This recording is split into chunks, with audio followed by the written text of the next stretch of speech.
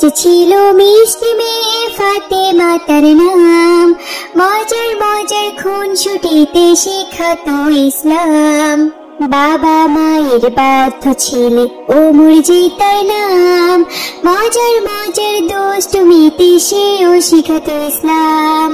ছোট্ট সোনামণিরা, তোমরাও যদি ফাতেমা ওমরের সাথে ইসলাম শিখতে চাও তাহলে এক্ষুনি আমাদের চ্যানেলটি সাবস্ক্রাইব করে দাও।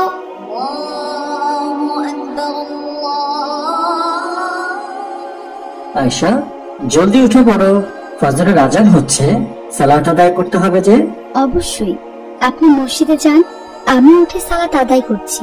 শোনো আয়েশা, তুমি তাহলে ছেলে মেয়ে দুটোকেও ঘুম থেকে জাগিয়ে দাও, আমি মসজিদে চলে গেলাম। আচ্ছা ঠিক আছে, আমি যাচ্ছি ওদের ঘুম থেকে জাগাতে।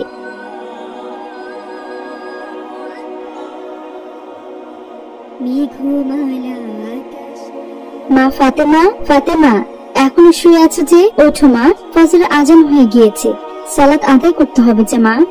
আচ্ছা আম্মু জান, তুমি যাও, আমি উঠছি। বাবা ওমর, ওমর এখনো ঘুমিয়ে আছো যে? উঠে পড়ো বাবা, ফজরের আজান হয়েছে, তোমাকে সালাত আদায় করতে হবে যে। আম্মি জান, ডিস্টার্ব করো না তো, যাও, আমার এখনো ঘুম হয়নি, আমি আরো ঘুমাতে চাই। এই কেমন কথা বাবা, সালাতের সময় হয়ে গেছে তো, ওঠো বাবা ওঠো, একদম অলসতা করতে নেই বাবা, অলসতা যে শয়তানের কাজ। আচ্ছা ঠিক আছে আম্মি জান, তুমি যাও, আমি একটু পর উঠে সালাত আদায় করে নেব।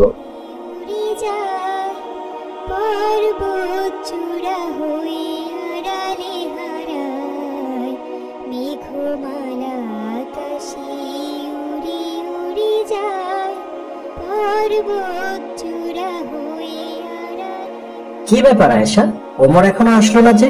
ও নাস্তা করবে না? তুমি গিয়ে দেখো তো ওমর কি করছে।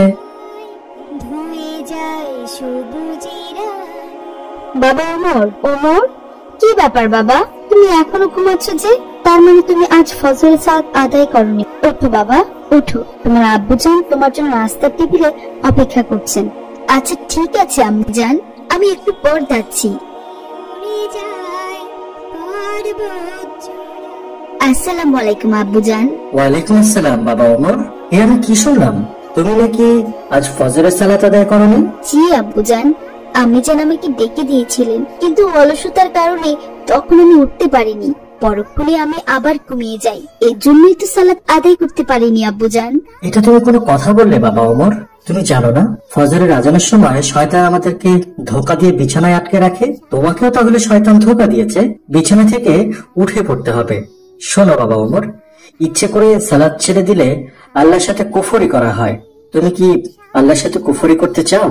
না না আব্বু জান, আমার অনেক বড় ভুল হয়ে গেছে, এরপর থেকে আমি এমন কাজ আর কখনো করব না, আমি নিয়মিত 5 ওয়াক্ত সালাত আদায় করব। আচ্ছা ঠিক আছে বাবা, নাও নাস্তা করে নাও। ঘুমালা আকাশে উড়ে উড়ে যায়, পর্বত চূড়া হয়ে আড়ালে হারায়, ফিরে আসে ধরাতলে বৃষ্টি হারায়, ধুয়ে যায়। বাবা ওমর, ওমর ওঠো বাবা ওঠো, ফজরের আজান দিচ্ছে। আচ্ছা ঠিক আছে আম্মি জান, আমি উঠছি, তুমি যাও। চূড়া হয়ে আড়ালে হারায়, মেঘমালা আকাশে উড়ে উড়ে যায়, পর্বত। কি ব্যাপার বাবা ওমর, তুমি এখনো ঘুমোচ্ছ? আসসালামু আলাইকুম আব্বু জান, এই কি আপনি আমার ঘরে? ওয়ালাইকুম সালাম। হ্যাঁ বাবা ওমর, তোমার আম্মিজান তোমাকে ডেকে দিয়েছিলেন, কিন্তু তুমি আজকেও ফজরের সালাত আদায় করোনি। আব্বু জান, আমি কিছুই বুঝতে পারছি না, কদিন থেকে যে আমার কি হচ্ছে। আম্মি জান ডেকে দেওয়ার পর আমি অনেক চেষ্টা করছি বিছানা থেকে উঠে পড়ার, কিন্তু কিছুতেই উঠতে পারছিলাম না। বাবা ওমর, তুমি সত্যি সত্যি শয়তানের ধোকায় পড়ে গেছো। রোজ রোজ এভাবে সালাত ছেড়ে দিলে হবে? তোমাকে তো বলেছিলাম ফজরের সালাতের সময় শয়তান বেশি ধোকা দেয় মানুষদের। মহান আল্লাহর কাছে সর্বশ্রেষ্ঠ ইবাদত কোনটি তুমি জানো? না আব্বু জান, আমি জানি না।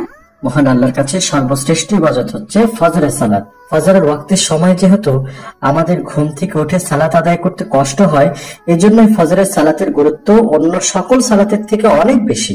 আমি বুঝতে পারছি আব্বুজান, কাল থেকে এমন আর হবে না। আপনি আমাকে ক্ষমা করে দিন। আচ্ছা ঠিক আছে বাবা ওমর, উঠে নাস্তা করে নাও। উড়ে উড়ে যায় পর্বত চূড়া হই আড়ালে হারায়, মেঘমালা আকাশে উড়ে উড়ে যায় পর্বত চূড়া হই আড়ালে হারায়, ফিরে আসে ধরা তলে বৃষ্টি হারায়, ধুয়ে যায় সবুজের আনন্দে তাই, মেঘমালা আকাশে উড়ে উড়ে যায় পর্বত চূড়া হয়ে আড়ালে হারায়, মেঘমালা আকাশে উড়ে উড়ে যায় পর্বত চূড়া হয়ে আড়ালে হারায়। তোমার সৃজন মাঝে খুঁজি তোমায়, কাননে ফুলেরা হাসি স্নিগ্ধ। আসসালামু আলাইকুম আব্বুজান। ওয়ালাইকুম আসসালাম বাবা ওমর, আজ আমি অনেক খুশি। কেন আব্বুজান? বাবা ওমর, আমি দেখলাম তুমি আজ নিজে থেকেই উঠে ফজরের সালাত আদায় করছো। ঠিক এভাবে রোজ ফজরের সালাত আদায় করবে, ঠিক আছে? শোনো বাবা, আমাদের ইসলামের এক এক সালাতের জন্য এক এক রকম ফজিলত দেয়া আছে। কি কি সেই ফজিলত আব্বুজান? তাহলে শোনো, সবাই আমরা যদি নিয়মিত ফজরের সালাত আদায় করি তাহলে আমাদের চেহারার উজ্জ্বলতা বৃদ্ধি পাবে। আর আমরা যদি আমাদের নিয়মিত জোহরের সালাত আদায় করি তাহলে আমাদের রুটি রোজগারের ব্যবস্থা হয়ে যাবে। আর যদি আমরা নিয়মিত আসরের সালাত আদায় করি তাহলে আমাদের দেহের শক্তি বৃদ্ধি পাবে। আর যদি আমরা নিয়মিত মাগরিবের সালাত আদায় করি তাহলে আমাদের দুশ্চিন্তা মুক্তি হবে। আর সর্বশেষ এশার সালাত আদায় করলে আমরা আমাদের ঘুমে পরিতৃপ্তি পাবো। সুবহানাল্লাহ আব্বুজান, আল্লাহ তাআলা সালাতে এত ফজিলত দিয়েছেন। সত্যি আব্বুজান, আমি এতদিন অনেক ভুল করেছি। আজকের পর থেকে এমন ভুল আর কখনো হবে না। আমি এখন থেকে নিয়মিত সব সালাত আদায় করব। ঠিক আছে বাবা ওমর, চলো আমরা সকলে মিলে নাস্তা করে নিই।